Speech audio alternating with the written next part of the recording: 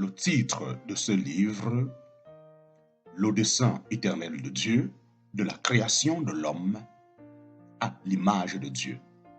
L'auteur de ce livre, c'est le bien-aimé frère Diok. Nous sommes toujours au chapitre 2, partie D. Chapitre 2, partie D. Avant la chute, ce programme pour Adam était automatique. Il n'y avait pas d'autre programme. Ses œuvres étaient exactement ce que Dieu lui inspirait de faire. Dans ses œuvres, il était semblable à Dieu parce que c'étaient les œuvres de Dieu. Dans notre cas, la régénération, c'est Dieu qui nous recrée. En fin de compte, nous n'aurions pas d'autre programme que le sien. En fin de compte, nous n'aurions pas d'autre programme que le sien.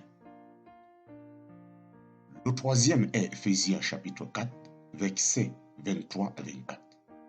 À être renouvelé dans l'esprit de votre intelligence et à revêtir l'homme nouveau, créé selon Dieu, dans une justice et une sainteté que produit la vérité. Ephésiens chapitre 4, versets 23 à 24. À être renouvelé dans l'esprit de votre intelligence et à revêtir l'homme nouveau, créé selon Dieu, dans une justice et une sainteté que produit la vérité. Ceci décrit la volonté de Dieu pour l'homme qui doit être son image visible. Adam portait cette image. Dans le cas d'Adam, beaucoup s'interrogeraient sur l'exactitude de la description comme juste. Car la justice se définit par sa relation avec l'injustice, tout comme l'obéissance n'existe que par contraste avec la désobéissance. Dans le cas d'Adam, beaucoup préféreraient appeler sa bonne action innocence. Il n'y a rien à redire à cela. Mais il n'en reste pas moins que la justice, c'est bien faire. C'est une action qui reflète la volonté parfaite de Dieu. La véritable sainteté est également un reflet de ce que Dieu est. La sainteté signifie être distinct de tout le reste, comme Dieu est distinct de sa création. Il est saint. Il est inchangé par tout ce qui l'entoure parce qu'il en est séparé. De la même manière, Adam a été placé sur la terre non pas comme une simple partie de la création, mais au-dessus de tout et distinct du monde des animaux et des plantes. Il a été placé au-dessus des œuvres des mains de Dieu. Par rapport à toute la création, il était saint. Il était à la ressemblance de Dieu.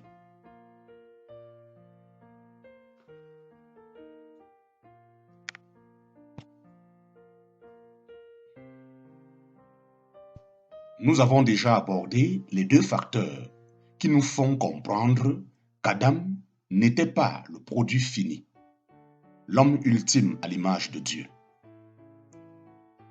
Vous vous souviendrez du thème PPM qui vous a été présenté précédemment. Il est évident que Dieu n'a aucun potentiel de péché ou de mort, mais Adam a été créé avec les deux.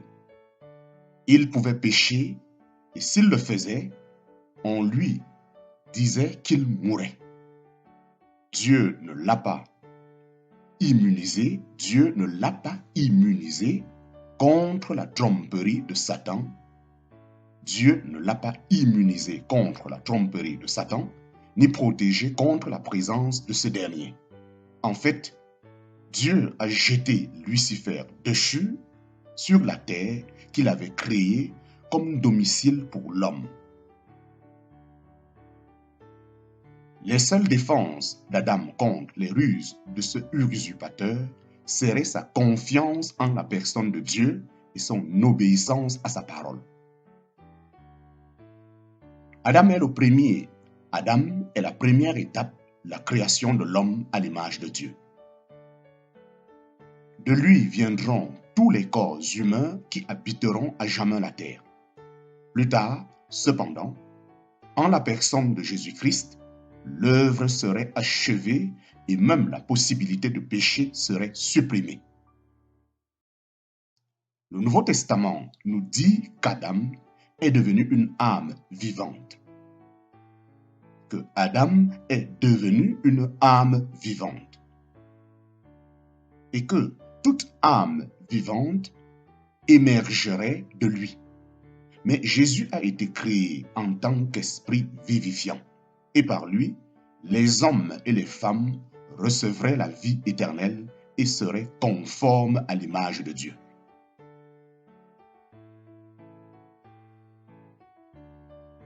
Au moment de la création, Adam était placé au-dessus des œuvres des mains de Dieu. De toute évidence, il était un spécimen mature de l'humanité. Bien que sa responsabilité soit d'une ampleur impressionnante et que son autorité s'étend à toutes les entités de la création terrestre de Dieu, nous n'avons aucune trace d'un coup de science politique ou d'horticulture. Il était intuitivement équipé et guidé par l'Esprit de Dieu. Il était capable de prendre soin des arbres et des plantes du jardin d'Éden. Il était capable de comprendre les caractéristiques de tous les animaux et de les nommer de manière appropriée. Il exerçait une autorité absolue sur la création terrestre de Dieu. Il était également soumis à une autorité. Dieu l'avait créé pour son propre compte. C'est Dieu qui l'a chargé de faire ce qu'il a fait. C'est l'Esprit de Dieu qui a motivé ce premier homme. Un principe de vie est révélé ici. L'autorité humaine n'est jamais absolue. Elle est dérivée. Adam avait l'autorité tant qu'il était sous l'autorité de Dieu. Son autorité était proportionnelle à sa soumission à l'autorité de Dieu. Nous savons en lisant Hébreux chapitre 2 verset 7 et Genèse chapitre 1 verset 26 à 28 qu'Adam a reçu la domination sur la terre. Dieu était évidemment le maître de toute la création, mais l'homme était l'administrateur visible de cette autorité invisible. À ce moment de l'histoire humaine, la création angélique était en place, prête à servir l'homme que Dieu avait créé pour lui-même. Le vaste ciel avait été rempli de galaxies. La terre avait été préparée pour répondre à tous les besoins de l'humanité et peuplée de toutes sortes de vie animale et végétale. Adam y avait été placé en position d'autorité et était dans une soumission complète et heureuse à Dieu. Dans cette image, cependant, les graines du péché et de la rébellion existaient, mais seulement dans un élément de la création angélique. Adam, jusqu'à présent, était encore parfait et non affecté par la rébellion. Il y avait deux problèmes à surmonter. Il s'agissait du potentiel de l'homme pour le péché et la mort, et du fait que l'ange déchu, Lucifer, était bien vivant sur la terre où Dieu l'avait banni.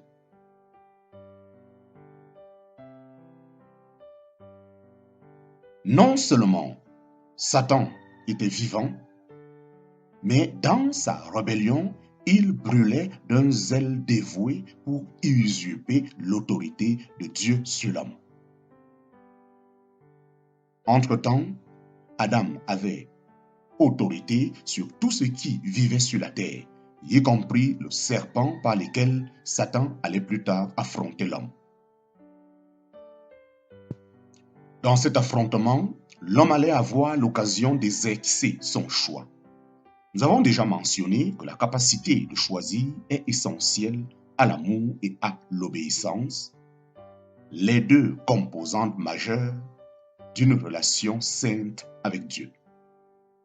Nous avons déjà mentionné que la capacité de choisir est essentielle à l'amour et à l'obéissance, les deux composantes majeures d'une relation sainte avec Dieu. Fin du chapitre 2.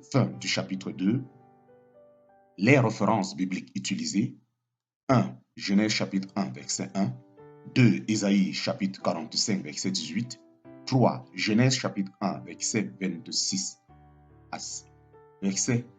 Genèse chapitre 1, verset 26 et 7. 4. Exode chapitre 20, verset 4. 5. Luc chapitre 3, verset 23 à 38. 6. 1 Thessaloniciens chapitre 5, verset 23. 7. Romains chapitre 12, verset 2. 8. Ésaïe chapitre 55, verset 8 et 9. 9. 1 Corinthiens chapitre 13, verset 12. 10. Ésaïe chapitre 46, verset 10. 11. Éphésiens chapitre 1, verset 11. 12. Romains chapitre 8, verset 28 à 34. 13. Genèse chapitre 3, verset 1 à 5. 14. Apocalypse chapitre 4, verset 11. 5. Genèse chapitre 15. Genèse chapitre 1, verset 26. Chapitre 2, verset 7. 16. Genèse chapitre 1, verset 26. 17. 1 Corinthiens chapitre 5, verset 17. 18. 1 Jean chapitre 2, verset 20 à 27. 19. Jean chapitre 8, verset 28 à 29. 20. 1 Jean chapitre 3, verset 1 à 2. 21. Hébreux chapitre 2, verset 7. 22. 1 Corinthiens chapitre 15, verset 45. 23. Genèse chapitre 2, verset 15. 24. Genèse chapitre 2, verset 19. Chapitre 3. La chute de l'homme. Chapitre 3. La chute de l'homme. Le titre de ce livre, c'est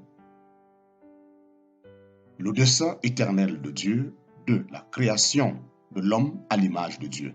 Nous sommes présentement au chapitre 3, la chute de l'homme. Dieu doit être sentimental, peut-être même romantique, a dit quelqu'un, commentant la Genèse chapitre 2, verset 18. Et l'Éternel Dieu dit, « Il n'est pas bon que l'homme soit seul. Je lui ferai une aide semblable. » Et l'Éternel Dieu dit, « Il n'est pas bon que l'homme soit seul. Je lui ferai une aide semblable. » Mais la déclaration de Dieu ne se résume pas à un simple sentiment. Il y avait l'ordre de Dieu à Adam au moment de sa création. Multipliez et remplissez la terre. Multipliez et remplissez la terre. Nous pouvons nous demander comment Adam l'a peut-être fait. Comment cela allait être accompli alors que Dieu n'avait pas créé deux personnes. Il n'avait créé qu'Adam. Tous les habitants de la terre ont été créés en lui et font biologiquement partie de lui.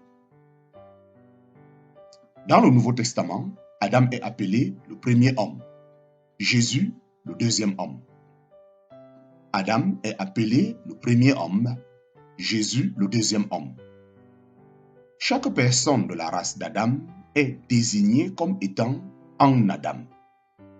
Tous ceux qui sont nés de nouveau sont appelés en Christ. Nous discuterons de cette relation en détail dans un chapitre ultérieur. Dieu avait déjà déterminé les moyens de reproduction. L'homme a été créé homme et femme. L'homme a été créé homme et femme. Le mariage et les relations sexuelles avaient été déterminés et sanctifié avant que le premier homme ne soit placé sur la terre. Il est cependant intéressant de noter que Dieu n'a créé qu'un seul être à partir de la poussière. Dieu souffla dans ses narines le souffle de vie et l'homme devint une âme vivante. En parenthèse, au singulier. Dieu souffla dans ses narines le souffle de vie et l'homme devint une âme vivante. En parenthèse, au singulier.